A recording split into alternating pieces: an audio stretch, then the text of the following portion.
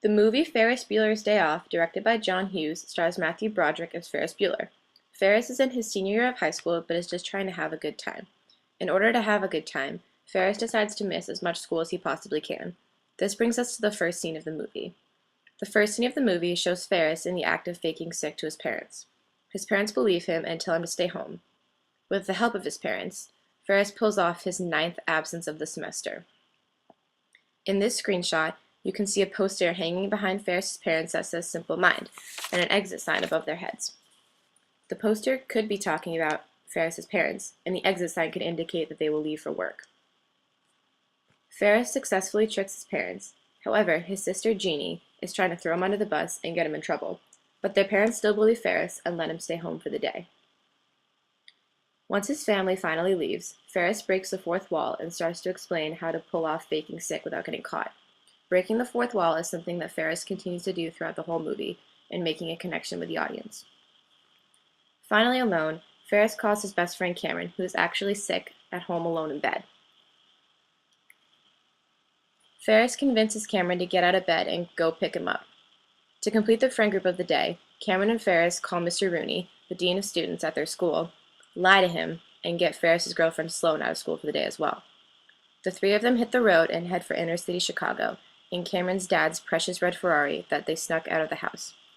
The three of them take on the city of Chicago and explore one end to the next. Ferris, Sloane, and Cameron go to the very top of Willis Tower and see the amazing views. They lean forward against the glass so they can see everything. They also go to a Chicago Cubs game, and they even get caught up in the city parade. In the parade, Ferris gets pulled onto a float and becomes the star. He grabs a microphone and starts singing Twist and Shout by the Beatles while dancing with very pretty girls in front of everyone.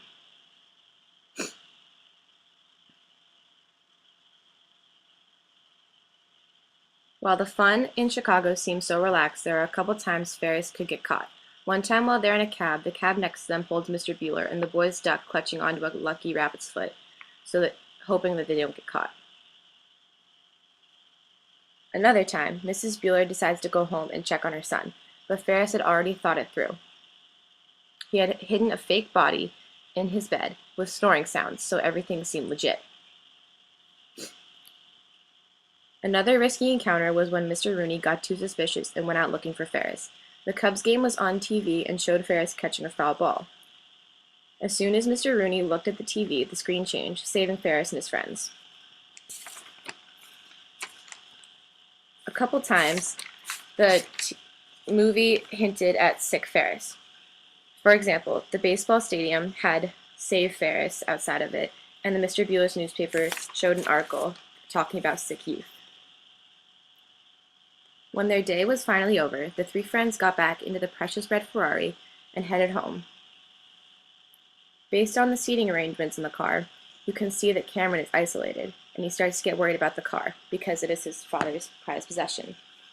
Not only does his father know how much gas was in the car, but he knows the mileage, which has obviously been changed because they drove it around so much. Once they finally got back to Cameron's house, Cameron is still isolated as shown by the picture because the car drives a space in between them. The color red also shows danger. Cameron gets so nervous and frustrated that he ends up damaging the car and accidentally letting it go out the window in reverse. While Cameron would normally be terrified because of his father, he finally gains some courage and defeats the anxiety and decides to confront his father about it. Finally, it's a race home for Ferris because he wants to get home before his family so they know he wasn't lying about being sick all day. He almost is in the clear until Mr. Rooney shows up at his back door, searching for Ferris, and catches him red-handed. The genie saves him and gets him upstairs to his room before his parents can find out. My favorite quote of this film is when Ferris is faking sick and he says, "It's a little childish and stupid, but then so is high school." The movie is all about teenage freedom and living on the edge, making it extremely relatable to teenagers today.